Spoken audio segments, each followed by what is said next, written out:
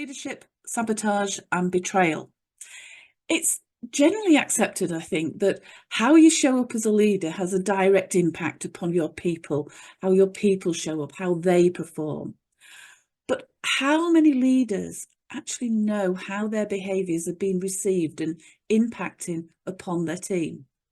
Just like most people, if I asked how well you know yourself and the impact that you have on others, the vast majority of people would answer with an affirmative. Yes, I am self-aware. I do know myself, and leaders are no different to that.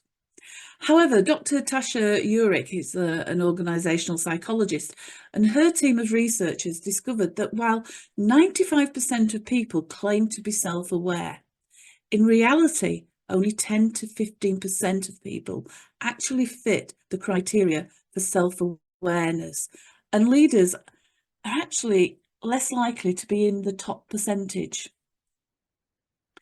Contrary to popular belief, studies have shown that people do not always learn from experience, and that seeing ourselves as highly experienced can keep us from actually doing our research, from seeking out contradictory information and evidence and questioning our assumptions.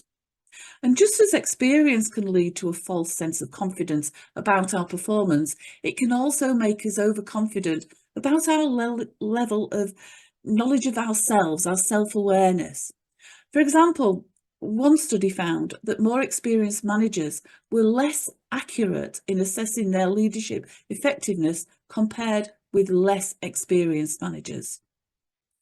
Similarly, the more power a leader holds, the more likely they are to overestimate their skills and abilities.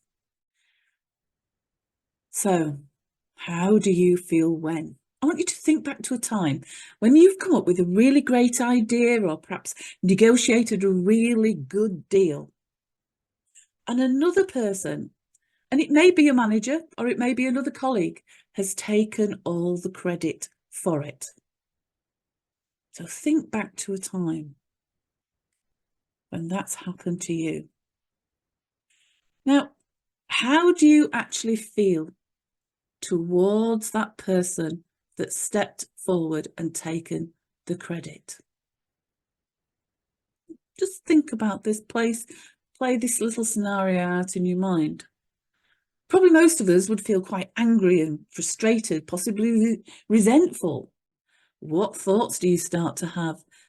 We start to perhaps distrust the individuals. We perhaps want to put up some resistance. We're not going to make things easy for them in the future. We're perhaps going to keep our ideas to ourselves in the future. We perhaps start to feel that it's not fair. We're going to get our own back on them. And how do we start to think about that individual? Well, we perhaps see them as cheats, bullies, untrustworthy, two-faced. They don't have ideas of their own, so they have to steal yours. They're shallow. They don't care about the contribution of others. Other people don't count. And lastly, how do you start to feel about yourself? In those kind of situations, how do we start to feel about ourselves? We perhaps feel a little bit of the victim.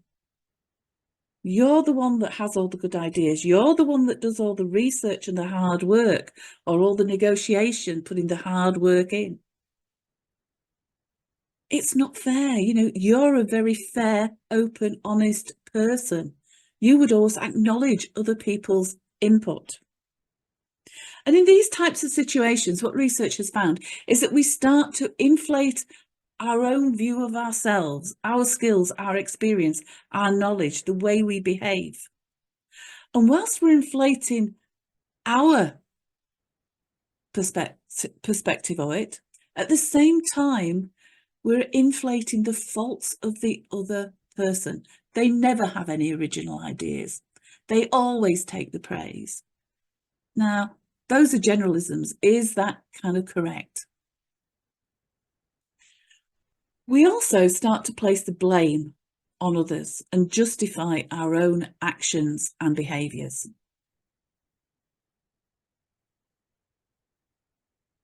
So there's no getting away from the fact that situations similar to the ones we've discussed are commonplace in most organisations.